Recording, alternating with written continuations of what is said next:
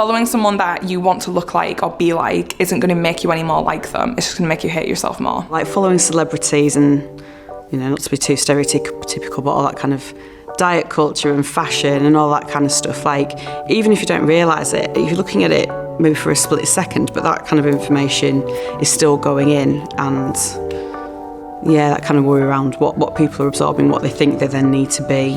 It's like there's a lot of sort of messages that are like, you know, the perfect body and stuff like that on social media, and from a young age, you know, that gets very ingrained in you.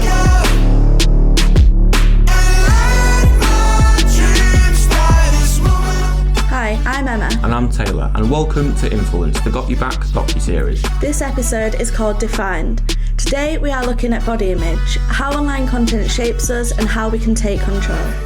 I have made conscious decisions to morph my experience on social media by unfollowing, blocking, just generally changing my behaviour on the platform to make it more of a positive platform for myself.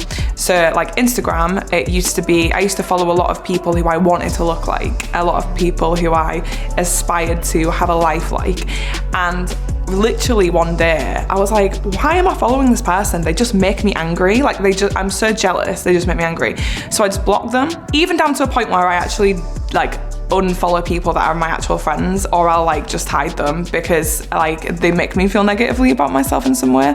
And ultimately now Instagram is like a massive inspiration for me, and it's a mixture of all of the people that I enjoy and feel like they make me feel good and I celebrate them, and they might celebrate me back if they're friends. In terms of body image, I think it's becoming broader in what we look at and what we're exposed to on social media.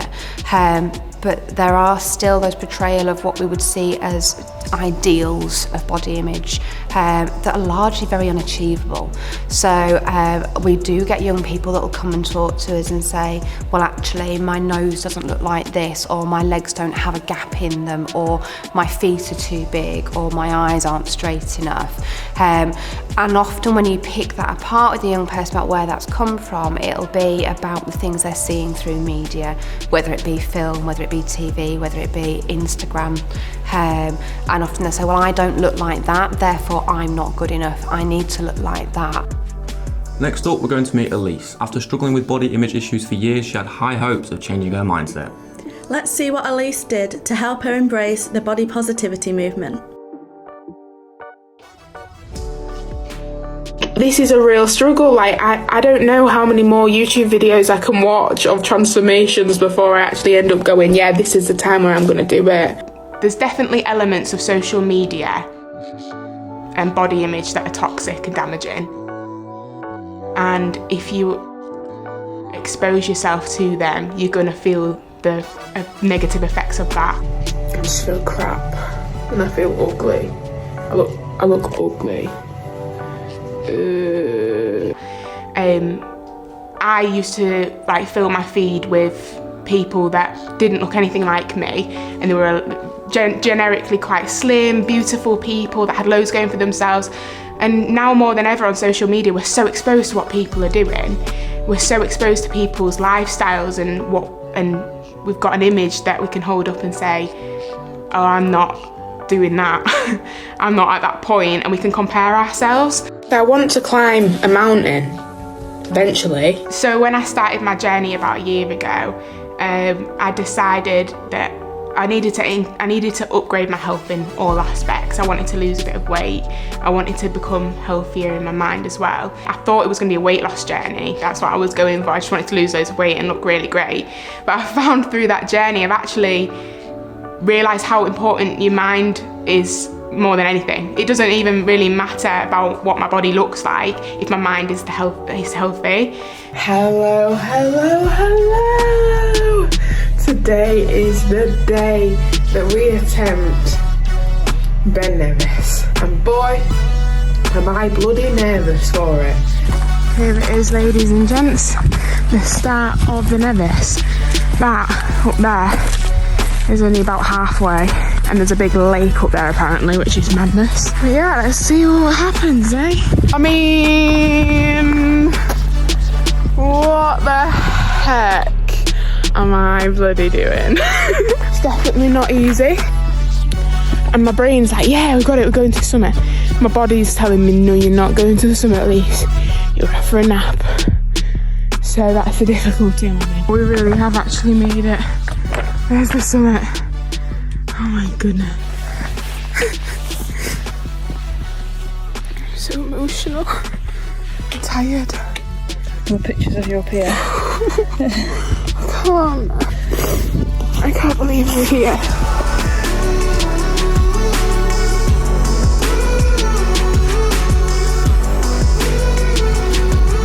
There's barely anyone up here now. At this point it's just us and there's a couple of guys. I'm ready to get to the bottom now. My body's gonna bloody hate me tomorrow. And my mind is gonna be proud. Well done, Elise. I don't know if I could have taken on the Nevis. But what exactly is body positivity? Let's find out. Body image is definitely something that I still get affected by.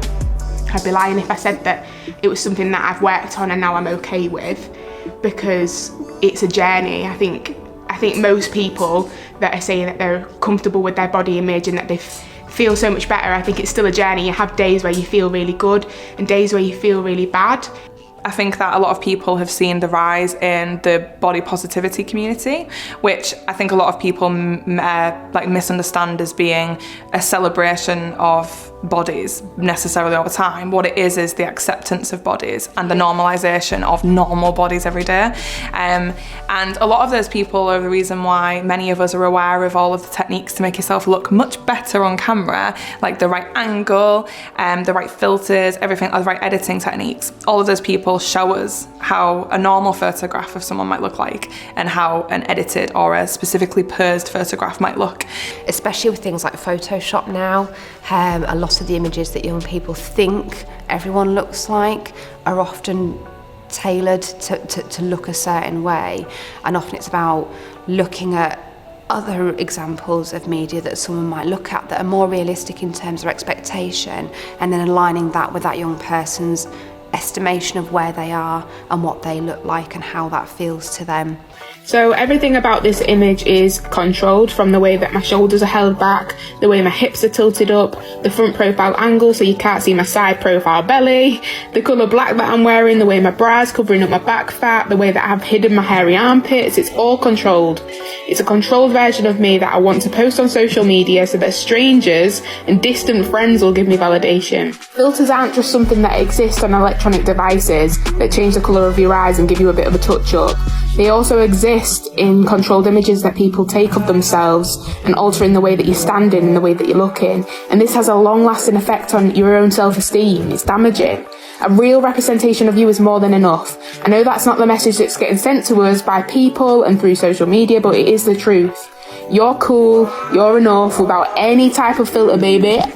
When you're worried about your hair and your makeup and everything and what you look like in the picture so desperately, then you miss out on moments. You miss out on that freedom to just kind of exist and just be. I don't think I'd have thought that I could get to this exact point where I'm so comfortable in almost being uncomfortable, because I'm not fully confident yet, but I'm comfortable with that. I'm fine with not being fully confident yet. That's part of the growth, that's part of life, that's part of making a happier world for you, because as soon as you let go of all them other things that you're holding on to, you can start to just live and enjoy. Wise words from Elise. Thanks for sharing them and thanks for watching Influenced. This series is brought to you by the Got Your Back editorial board, friends of Got Your Back, and experts who support our work. See you again. See ya.